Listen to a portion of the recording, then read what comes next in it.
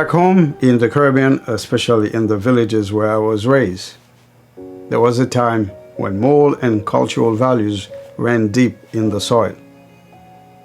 Our family's last name meant something. It wasn't just a label, it was an emblem of honor, dignity, and discipline. You carried that name with pride, but also with responsibility, because one misstep could bring shame to the entire household. The eyes and ears of the village were our parents in their absence. Every elder was a guardian, every neighbor a watchtower. There were no cameras, but accountability was everywhere. That's how we grew up. That's how we were raised. And whether you were a boy or a girl, respect wasn't optional. It was expected.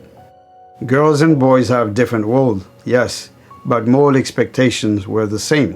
Respect your elders, respect yourself, represent your family well. Fast forward to today, especially here in the United States, and raising young women has become a different kind of challenge entirely. It's no longer just a matter of values, it's a battle of influence. And too often, parents find themselves losing ground. Why? Because in today's Western world, parents no longer have the sole authority over their children. Government institutions, school policies, and even healthcare laws have stepped between parents and child. At 16 or 17, a young girl can make major life decisions, sometimes without her parents even being notified. And when discipline is needed, some parents hesitate, fearing legal consequences over good intentions. We've gone from community accountability to parental isolation. Now let's be clear. Child abuse is real, and no child should suffer under the hands of their own parents. But most parents are not abusers. Most are simply trying their best to raise children in a world that's more complex, more digital, and more distracted than ever. And let's talk about those distractions, because technology and social media have become surrogate parents in many homes.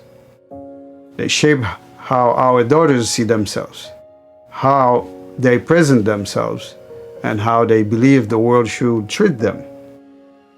Schools, instead of reinforcing discipline, often side against parents, confusing autonomy with rebellion. Today, we see young women going to school dressed with more skin than sense, undermining their own dignity and showing disregard for both the classroom and themselves. And when parents try to intervene, they're met with resistance from the very systems that should be supporting them. Many parents, especially those from immigrant backgrounds, now find themselves compromising. Not because they want to, but because they have no choice. The cultural values they brought with them are being diluted under the weight of a one-size-fits-all legal system that doesn't honor the diversity it claims to protect. But here's the truth. Values still matter. Direction still matters. Structure, discipline, and standards still matter. When young women are raised without clear guidance, they may confuse freedom with recklessness. The current culture of overexposure, of selling yourself short for attention, leads to relationships that lack depth, respect, and meaning. And too often, it's the women who end up paying the heaviest emotional price. We must be honest.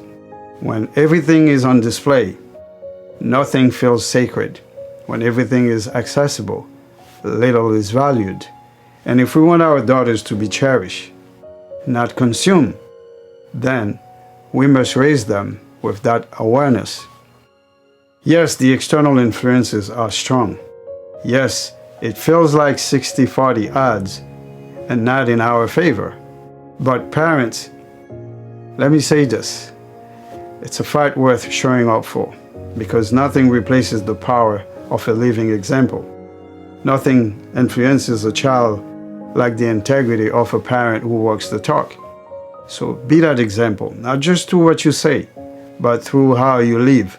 Let your daughters see what dignity looks like, what strength sounds like, and what self-respect feels like.